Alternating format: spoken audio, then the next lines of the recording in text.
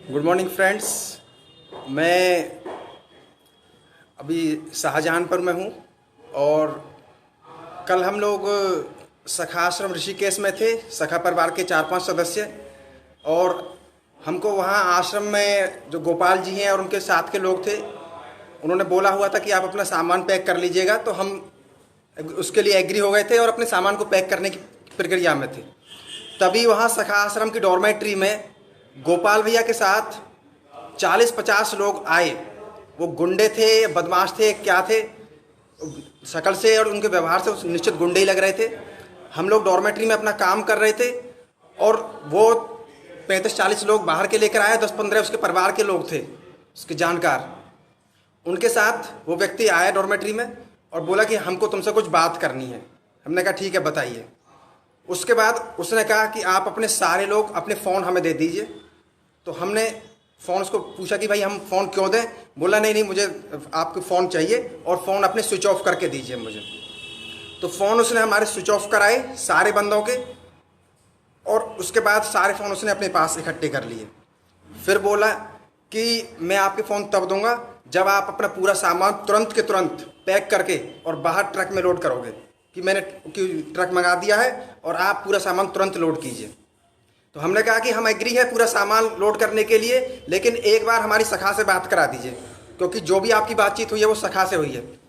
तो बोला नहीं, सखा से कोई बातचीत नहीं होगी, जो मैं कह रहा हूँ वो फाइनल है। और उसके साथ के जो गुंडे थे वो धक्का मुक्की करने लगे हमारे साथ कि अब कि ऐसे ही मानेगा कि पिट के मानेगा, और चुपचाप सामान उठा और ऐसे धक्का मुक्की करने लगे। और हमारे साथ पूरी ज़बरदस्ती उन्होंने शुरू कर दी। आनन फानन में जितना भी सामान हम पैक कर सके वो ट्रक में उन्होंने लोड करवाना शुरू कर दिया। और हमारा शीशे का कांच था, और भी बहुत सारा डेलिकेट आइटम था, क्रॉकरी थी, महंगे महंगे आइटम्स थे। वो इस तरीके से पटक रहे थे ट्रक में कि जैसे उसको तोड़ने का ही एकदम उद्देश्य है। ये गोपाल जी थे और उसके साथ वो मधुर आनंद, त्रिबला और उसका पूरा ये गैंग थी एक तरीके से। अब वो पेड करके लाए गए थे या क्या लाए गए थे वो शायद गोपाल ही जानते होंगे बेहतर। बहुत सारा सामान हम डॉर्मेट्री में से, कमरों में से निकाल निकाल के बाहर रख रहे थे। तो गोपाल के साथ है श्वेता और ये राधा, ये इन्होंने सामान को अपने कमरे में चोरी करके रखना शुरू कर दिया। और हमारे एक दो मित्र ने जब क्वेश्चन किया उनसे तो उनके लोगों ने धक्का मुक्की की, बोला कि सीधे सीधे मान जा, नहीं तो हमें दूसरे रास्ते भी आते हैं। ऐसे ऐसे करके बात करने लगे। उसके बाद आनंद फानन पूरा सामान हमारे ट्रक में पैक कराया और उसमें सामान कितना पैक हुआ, मुश्किल से हमारा 40% सामान उसमें पैक हुआ होगा, जितना भी हमारा था। हमारी डॉर्मेट्री थी, उसके सारे गद्दे वो सब वहीं पे छूट गए हैं।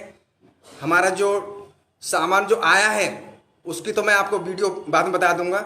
हम सामान लाए पूरा वो टूट ही गया है। और उन्होंने जरूर वो लोग वीडियोस बना के डाल रहे हैं कि देखो हम लोग अपना सामान दे रहे हैं, लेकिन आपको मैं सामान की वीडियोस भी दिखाऊंगा थोड़ी देर में कि वो सामान किस कंडीशन में यहाँ पर आया है, क्रॉकरी किस कंडीशन में आई है, वो ग्लास थे, वो सब कुछ कैसा आया है, कितने ब्लेजर्स कोट्स थे, कितने वाकई में आए हैं। तो ऐसी हम लोगों के साथ उसने बर्बरता की है।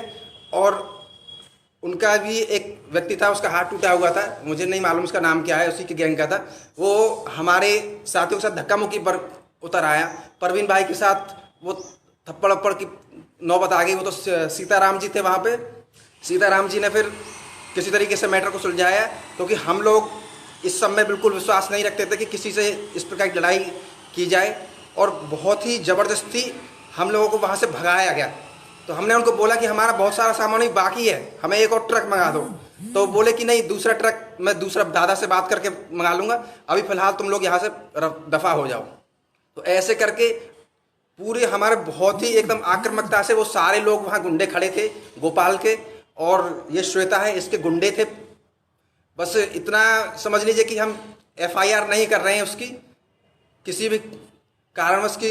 बस क्या है कि वो पकड़ का भाव नहीं, छोड़ो चीज़, नहीं तो उस पर इतना केस कर दें अगर चाहें तो मैं आपसे यही रिक्वेस्ट करूँगा, जो भी वो गुंडे वीडियोस डाल रहे हैं आप उसको देखिए वीडियोस को, और पहचाने की पॉज कर डाले गए, कट कट के क्लिप्स डाली गई हैं।